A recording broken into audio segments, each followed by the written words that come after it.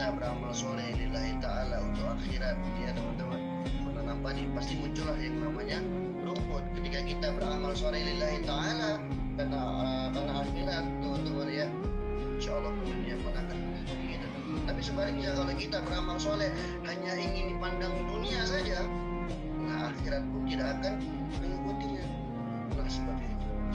Jadi ketika kita beramal hanya dunia, dapat tapi kita tidak mendapati yang namanya akhirat. Tapi ketika kita menanam yang namanya apa ya, lillahi ta'ala, baca Quran, ibadah, insya Allah dunia pun akan mengikuti.